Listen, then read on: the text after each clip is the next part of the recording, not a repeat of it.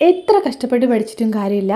നിങ്ങൾ പഠിക്കുന്ന രീതി, റിവിഷൻ ചെയ്യുന്ന രീതി തെറ്റാണെങ്കിൽ പിന്നെ നിങ്ങൾക്ക് ആ പഠിച്ചത് എല്ലാം മറന്നു പോകും. റിവിഷൻ ചെയ്യാൻ ബെസ്റ്റായിട്ടുള്ളൊരു മെത്തേഡാണ് ആക്റ്റീവ് റീകോളിംഗ്. അതെങ്ങനെയാണെന്ന് ഞാനിപ്പോൾ ഈ വീഡിയോയിലൂടെ ഒന്ന് കാണിച്ചു തരാം. ഇപ്പം എൻ്റെ ഫ്രണ്ടിലുള്ളത് ഇന്ത്യൻ പോളിറ്റിയിലെ പ്രിയാമ്പിൾ ഓഫ് ദ കോൺസ്റ്റിറ്റ്യൂഷൻ എന്ന് പറഞ്ഞ ചാപ്റ്ററാണ്.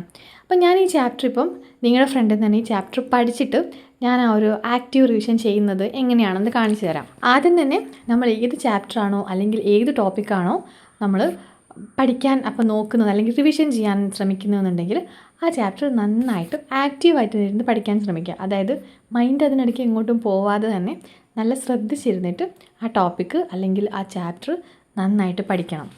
ഞാൻ അങ്ങനെ പറയാൻ കാരണം കുറേ ആൾക്കാർ പഠിക്കുന്നത് പാസീവായിട്ടാണ്.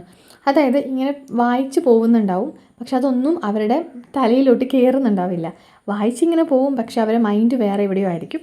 അങ്ങനെയല്ലാതെ ആക്റ്റീവായിട്ട് നമ്മൾ ചെയ്യുന്ന കാര്യം നന്നായിട്ട് ശ്രദ്ധിച്ചിരുന്നിട്ട് പഠിക്കണം. അതിനുശേഷം ആ ബുക്ക് അടച്ചു വെക്കുക. ബുക്ക് അടച്ചു വെച്ചിട്ട് നമ്മളിപ്പോൾ എന്തൊക്കെയാണ് പഠിച്ചതെന്നൊരു പേപ്പറിൽ എഴുതുക. ഫസ്റ്റ് നമ്മൾ ഹെഡിങ് എഴുതുക. ഇപ്പം പ്രിയാമ്പിളാണ് ഇപ്പം ഞാൻ പഠിച്ചത്, അപ്പോൾ പ്രിയാമ്പിൾ ഞാൻ ഹെഡിങ് എഴുതി. എന്നിട്ട് അതിൻ്റെ താഴെ ഓരോ നമ്മൾ പഠിച്ച പോയിൻറ്റ്സ് ആയിട്ട് എഴുതാം. ഇവിടെ ഞാനിപ്പോൾ എഴുതിയിട്ടുള്ളത് ആദ്യം പ്രിയാമ്പിൾ ഏത് കൺട്രിയിലായിരുന്നു പ്രിയാമ്പിൾ ആദ്യമായിട്ട് വന്നത്, അങ്ങനത്തെ ചെറിയ ചെറിയ പോയിൻറ്റ്സ് ഉണ്ടാവുമല്ലോ. ഇന്ത്യയിൽ പ്രിയാമ്പിൾ വന്നത് അതെങ്ങനെയാണ്, പിന്നെ പ്രിയാമ്പിളിൽ ഉണ്ടായിരുന്ന അമെൻമെൻറ്റ്, അങ്ങനത്തെ കുറച്ച് കാര്യങ്ങളൊക്കെ പോയിൻറ്റ്സ് നമുക്ക് എഴുതാൻ പറ്റുന്നത് ഓർത്തിട്ട് എഴുതി വെക്കാം. ഇതിനിടയ്ക്ക് ബുക്ക് ഓപ്പൺ ചെയ്യാൻ നിൽക്കരുത്, അല്ലാതെ തന്നെ എഴുതി വെക്കാം. പിന്നെ നെക്സ്റ്റ് ഞാനിപ്പോൾ എഴുതിക്കൊണ്ടിരിക്കുന്നത് ഇൻഗ്രീഡിയൻസ് പറഞ്ഞ ടോപ്പിക്കാണ്. അതായത് അതിൽ പറയുന്നത് കോൺസ്റ്റിറ്റ്യൂഷൻ്റെ സോഴ്സ്, നേച്ചർ, ഒബ്ജക്റ്റീവ്, ഡേറ്റ്, അങ്ങനത്തെ കുറേ പോയിൻ്റായിട്ട് ബുക്കിൽ കൊടുത്തിട്ടുണ്ട്. അപ്പോൾ അത് നമുക്കിതുപോലെ ഇപ്പോൾ സോഴ്സ് എന്ന് എഴുതാം. എന്നിട്ട് നമുക്കിതുപോലെ തന്നെ പിന്നെ ഓർത്ത് നോക്കാം സോഴ്സ് എന്തായിരുന്നു എന്നുള്ളത് ഓർത്ത് നോക്കാം.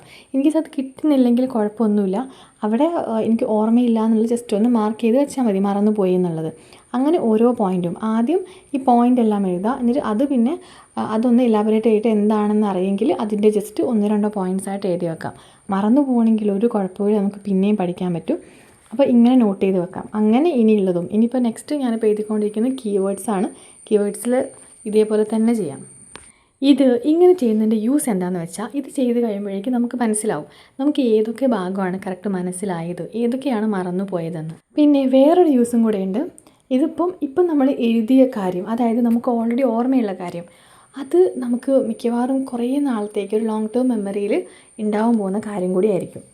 പിന്നെ ഇതിൻ്റെ കൂടെ നമ്മൾ എന്ത് ചെയ്യും, ഒന്നുകൂടെ പിന്നെ ഇത് പഠിക്കുമല്ലോ, പിന്നെയും പഠിച്ചിട്ട് പിന്നെയും നമ്മളിത് എഴുതി നോക്കും. കാരണം നമുക്ക് കുറേ കാര്യങ്ങൾ ഇത് മറന്നു പോയിട്ടുണ്ടല്ലോ.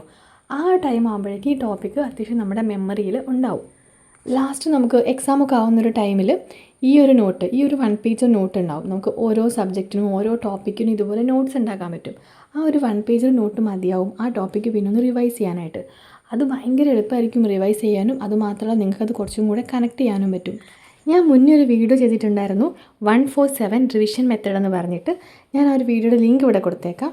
ആ ഒരു മെത്തേഡിൽ ആ ഒരു രീതിയിൽ നമ്മൾ ഈ ആക്റ്റീവ് റീകോളിംഗ് കൂടെ ചെയ്യുവാണെങ്കിൽ അത് ഒന്നും കൂടെ എഫക്റ്റീവ് ആവും. അത് 147 മെത്തേഡ് എന്താണെന്ന് ഞാൻ ചെറുതായിട്ടൊന്ന് പറയാം.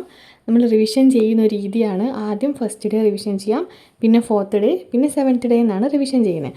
അപ്പം ആ റിവിഷൻ ചെയ്യുന്നത് ഈ ഒരു ആക്റ്റീവ് റീകോളിംഗ് രീതിയിലും കൂടെ ആണെങ്കിൽ അത് നല്ല എഫക്റ്റീവ് ആയിരിക്കും.